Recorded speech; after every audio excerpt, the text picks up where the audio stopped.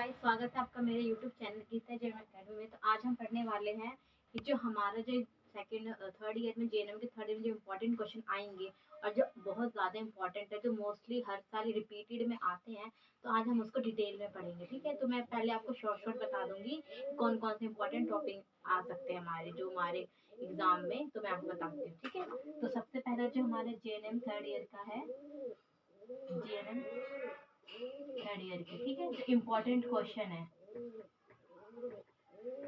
Important question, ठीक है, क्या क्या आ सकते हैं। तो सबसे पहले आता है हमारा टॉपिक में पीपीएच कि पीपीएच क्या होता है। उसके बाद सेकंड हमारा आ सकता है एक्टोपिक प्रेगनेंसी, एक्टोपिक प्रेगनेंसी। उसके बाद थर्ड है हमारा एक्लेम्सिया, एक्लेम्सिया और प्री एक्लेम्सिया। इन दोनों से हम कुछ भी पूछ सकते हैं हमसे कि एक्लेम्सिया और प्री एक्लेम्सिया क्या होता है। कई बार क्या होता है कि एक्लेम्सिया के प्री एक्लेम्सिया की डेफिनेशन पूछे जाते हैं, लेकिन जो मैनेजमेंट पूछा जाता है वो एक्लेम्सिया के बारे में पूछा जाता है। उसके बाद आता है हमारा एक्सपो अब्रप्शन प्लेजेंटा,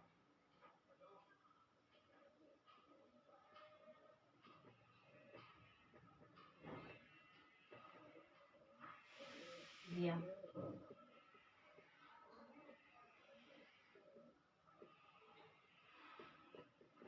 ठीक है, उसके बाद आता है हमारा disorder during pregnancy, during pregnancy. जो चेंजेस आते हैं फिजियोलॉजिकल चेंज, वही पूछे जाते हैं, physiological change during pregnancy, during pregnancy. ठीक है, ये आते ही आते हैं 100% ये क्वेश्चन आने ही आने हैं। जो आपका थर्ड ईयर का एग्जाम होगा उसमें आने ही आने, इनमें से आएंगे ही आएंगे। हर क्वेश्चन आपका 15 मार्क्स से कम का नहीं आता। पीपीएच में आता है आपका क्या, पहले पूछेंगे आपके पीपीएच की डेफिनेशन क्या होती है, तो ये आपको 2 या 2.5 मार्क्स में आपको लिखना है, यानी हाफ पेज में आप लिख सकते हैं, उससे ज़्यादा लिखने की ज़रूरत नहीं है। उसके बाद आता है, आप अगर इसमें पूछेंगे कि डिटेल में बताना, कोर्स बताने कि पीपीएच क्यों होता है, उसके रीजंस क्या क्या हैं, कारण पूछ सकते हैं उसमें, और क्या कहते हैं मैनेजमेंट पूछेंगे। और फिर आप उसके बाद मैनेजमेंट में कितनी तरह से मैनेजमेंट आप कर सकते हैं, इसके डायग्नोसिस क्या होंगे, यानी हम इसके अलावा हम क्या क्या टेस्ट करवा सकते हैं, सारा चीज़ें पूछेंगे। तो आपको बताना है पीपीएच क्या होता है, पीपीएच के टाइप्स पूछ सकते हैं, क्योंकि पीपीएच के भी टाइप्स होते हैं। इसके कॉजेस पूछ सकते हैं आप, कॉजेस क्या होते हैं। ठीक है, इसके बाद इसका मैनेजमेंट पूछेंगे। मैनेजमेंट जो आपका आता है वो कम से कम 8 मार्क्स का आता है। तो 8 मार्क्स के हिसाब से कम आपको 2 पेज या 3 पेज में आपको इसके मैनेजमेंट लिखने हैं, ताकि जो अब मैनेजमेंट में ये नहीं, और उसको जैसे आपने एक पॉइंट लिखा जैसे कि ब्लड ट्रांसफ्यूजन, पीपीएच होने की वजह से तो हैवी ब्लीडिंग होती है, जिसकी वजह से ब्लड की कमी हो सकती है पेशेंट में। तो उसमें क्या करना है आपको, इसमें लिख सकते हैं आप कैसे, मैं बताती हूँ कैसे पॉइंट बनाना है। उसके अलावा आप पॉइंट बना सकते हैं यहाँ पे, आप ऐसे पॉइंट बना के लिख सकते हैं जैसे कि point number 1 blood transfusion, blood transfusion. ठीक है, ऐसे लिख सकते हैं। उसके अलावा आप इसमें ये भी लिख सकते हैं medical management, medical management. Medical management में ही होगा आपका कि जैसे कि सिंटो दे सकते हैं, मेथर्जिन कार्बोस, ये सारी जो चीज़ें होती है इसको, जैसे सिंटो आप दे सकते हैं, आईवी दे सकते हैं, वो हमारी जो मैम होंगी गायनिकोलॉजिस्ट उनके अकॉर्डिंग देते हैं। लेकिन आप इसमें सिंटो का इंजेक्शन भी लिख सकते हैं, इंजेक्शन मेडिसिन के नाम लिख सकते हैं। सर्जिकल मैनेजमेंट भी होता है इनमें, सर्जिकल मैनेजमेंट भी लिख सकते हैं। ठीक है, सर्जिकल मैनेजमेंट में क्या आता है आपका, हिस्टेक्टमी कर सकते हैं, क्योंकि जब ब्लीडिंग बंद नहीं होगी तो क्या करेंगे, सर्जिकल में तो आपको फिर हिस्टेक्टमी ही करनी पड़ती है, अगर ब्लीडिंग बंद नहीं होगी तो। ये लास्ट ऑप्शन होता है बिल्कुल, इसके अलावा कोई ऑप्शन नहीं होता। ठीक है, आपका पीपीएच कंप्लीट हो गया। उसके बाद हम पढ़ेंगे एक्टोपिक प्रेगनेंसी क्या होती है। एक्टोपिक प्रेगनेंसी का मतलब क्या होता है, एक्टोपिक प्रेगनेंसी वो होती है जिसमें जो हमारा जो मतलब फर्टिलाइज्ड होता है उसके जो हमारा वम, तो वो कहाँ होना चाहिए, वो हमारे यूट्रस के अंदर होता है। लेकिन कई बार क्या होता है वो हमारे यूट्रस कैविटी में ना होकर यूट्रस कैविटी के बाहर हो जाता है, जैसे कि फिलामेंट ट्यूब, ओवरी, या फिर जो लोअर साइड होता है यूट्रस के नीचे की तरफ, वहाँ हो जाता है, जबकि वहाँ नहीं होना चाहिए।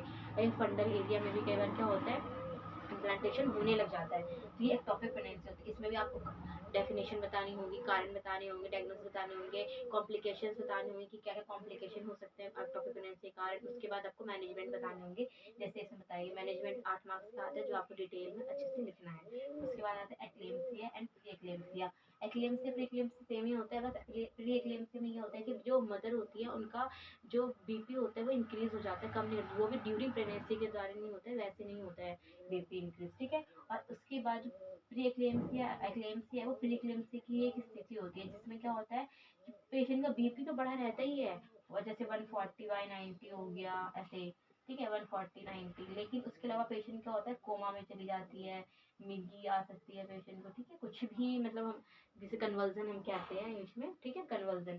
तो ये सब चीज़ें होती है, तो आपको ये सब बताना होगा कि हाँ ये टाइप्स बताने होंगे, और मैनेजमेंट सारी चीज़ें। प्लेजेंटा प्रीविया, प्लेजेंटा प्रीविया में क्या होता है कि जो यूट्रस का जो हमारा इम्प्लांटेशन होता है उनको कहाँ होता है, यूट्रस के अपर एरिया में होता है अंदर कैविटी के, लेकिन क्या होता है लोअर सेगमेंट में हो जाता है, जिसकी वजह से जो हमारा जो क्या कहते हैं सर्विक्स का जो इंटरनल ओस होती है उसको जो होता है प्लेजेंटा कवर कर लेता है। ये भी इसकी कॉम्प्लिकेशन होता है, लेकिन इसको आप लिख सकते हैं। मैनेजमेंट लिखना है इसमें, आपको भी कॉम्प्लिकेशंस लिखने हैं, सब कुछ लिखना है आपको, डायग्नोस वगैरह सब कुछ, ठीक है। तो आपको फुल मार्क्स में मार्क्स आपके कहीं कटेंगे नहीं। उसके बाद है माइनर डिसऑर्डर ड्यूरिंग प्रेगनेंसी, कि क्या क्या माइनर डिसऑर्डर होते हैं आपके ड्यूरिंग प्रेगनेंसी के अंदर, तो आपको ये बताने होंगे कि पेशेंट को क्या क्या दिक्कत है। स्टार्टिंग जो फर्स्ट ट्रिमेस्टर प्रेगनेंसी होती है उसमें क्या होता है पेशेंट को होने लगती है, क्या कहते हैं मॉर्निंग सिकनेस जैसे कि वॉमिटिंग होना, जी मचलाना, या फिर चक्कर आना, ये सब चीज़ें होगी, ठीक है, फटेक हो गया, टेंडरनेस, तो ये सब चीज़ें आएंगी इसके अंदर। उसके अलावा क्या कहते हैं यूरिन में बार बार यूरिन पास करने जाना पड़ता है,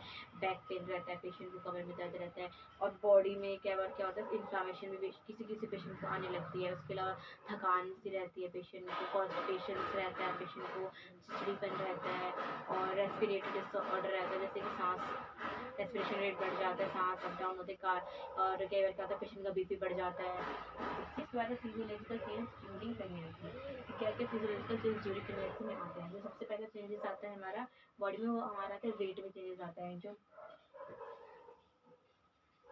वेट, जैसे कि आता है वेट, ये वेट गेन होता है। वेट कितना गेन कम से कम गेन होता है 11 to 12 kg जो इंक्रीज होता है ड्यूरिंग प्रेगनेंसी, ठीक है।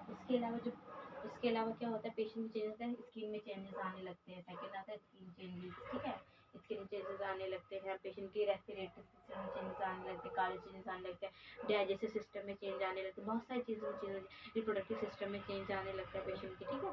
तो और यूरिनरी में चेंजेस आने लगते हैं, तो बहुत सारी चीज़ें ऐसी हैं चेंजेस आते हैं, तो इन सब चीज़ों को आपको डिटेल में लिखना है, तब जाके आपको पूरे जो हमारे जो अगर ये अभी हमारा डिपेंड ऑन क्वेश्चन, अगर 10 मार्क्स का तो पॉइंट पॉइंट लिखना है, तो उसको आपको 5-6 पेज भरने ही भरने हैं, और वो भी अच्छे से। ये नहीं भरने का मतलब हो गया कि आपने कैसे भी कुछ भी लिख के भर लेना है, exact point two point answer लिखना है, तभी आपको मार्क्स मिलेंगे।